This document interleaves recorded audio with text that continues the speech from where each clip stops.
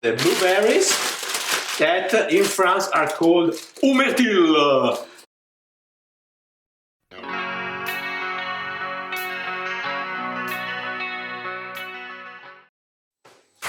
Welcome back to the cooking lessons by Ste. So usually I do this in Italian, but I think that Italians know already how to cook and it's not been a great success as a matter of fact. So I'm going to try to do it in English, also because I think that many fans coming from the GNR school are speaking English. So today we are going to cook risotto with blueberries. So this is something very special, okay? Let's start immediately with the ingredients. The rice, and this is Carnaroli rice, Italian, but bought in France, so it's very French.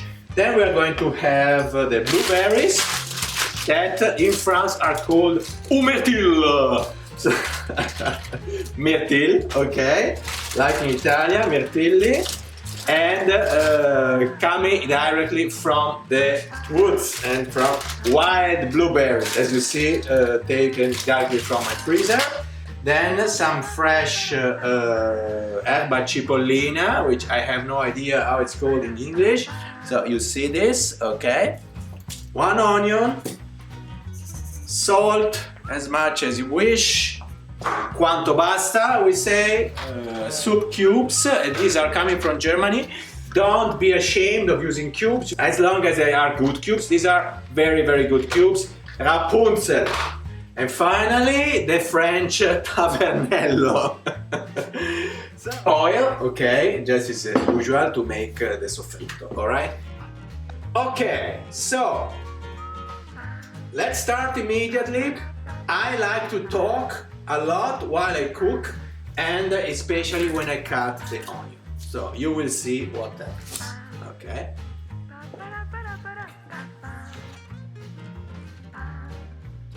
I want to tell you about the absurd Italian or not Italian kind of food that I met, and I have a top 3. In the US, many years ago, I was staying in a place with other guys, okay? We were like 4 or 5, and I opened the fridge one evening and I was looking for butter. I finished mine, I think, and I asked around to another guy and I said, do you have any butter? I said, yeah, sure, I do. And he takes out of the fridge, you know what? Spray butter. Another one that is in Germany and is awesome in my opinion. I don't know the crazy guy who invented this thing.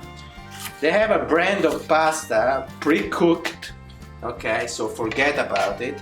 And probably the Italians who live in Germany can confirm if there are any listening to this.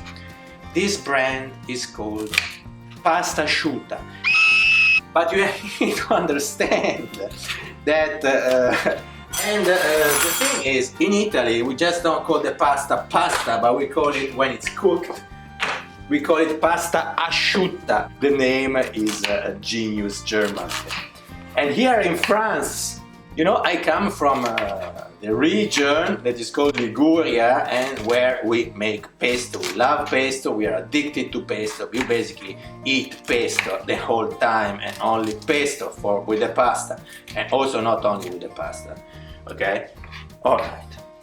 Here I found the pesto, okay? Not just in the glass. I found it, I show you. I'm gonna add to the onion some oil, okay, and I'm gonna make a soffritto, which is something that smells awesome, and it makes the onion golden, alright? When it's golden, we add the rice. I'm melting the butter, and then I'm gonna add the blueberries.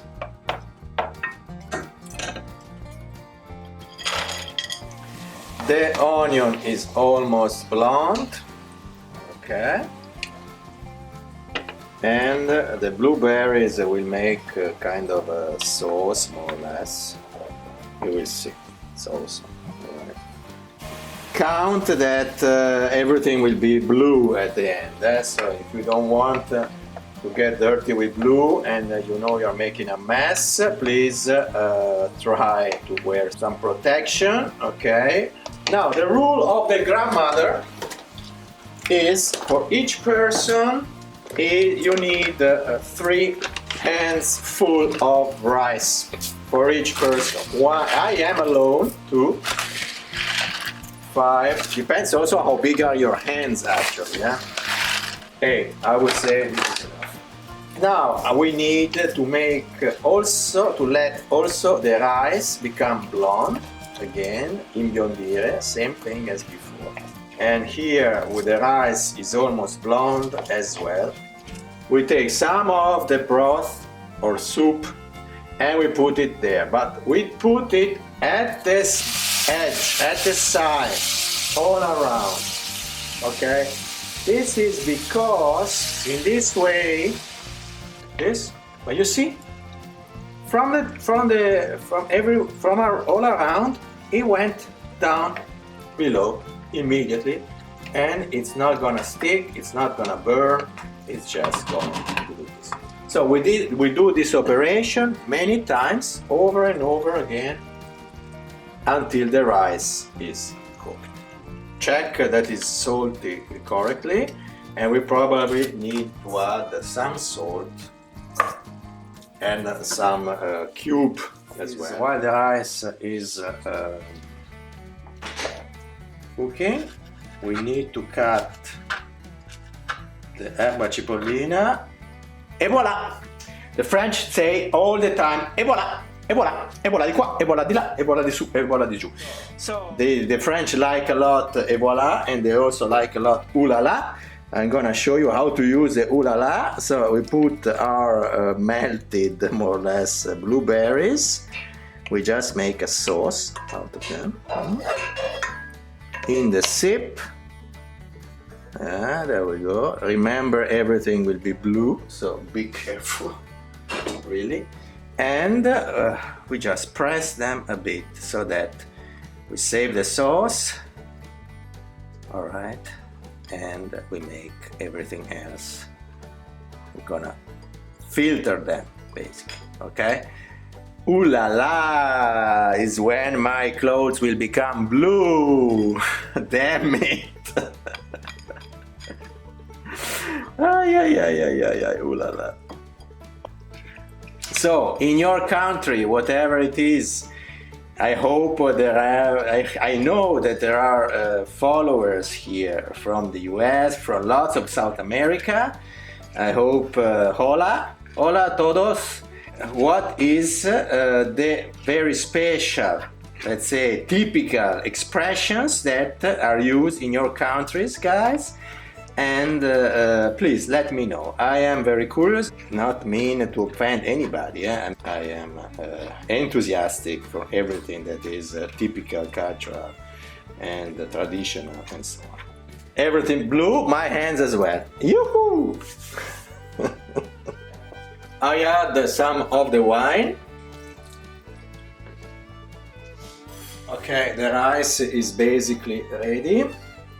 And it is time now to make everything become blue. We just pour in the rice the blueberry sauce that we prepared.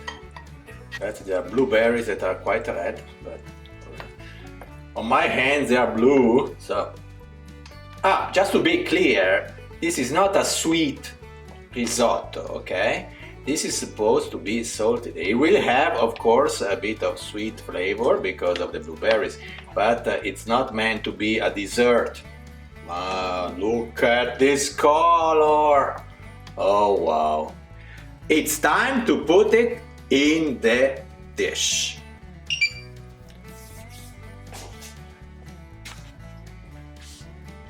Oh.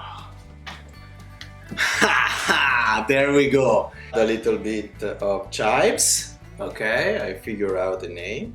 Okay. A bit of butter, okay, like this. We added everything, mia senisandem, da Vilma De Angelis è tutto. Buon appetito! Ciao!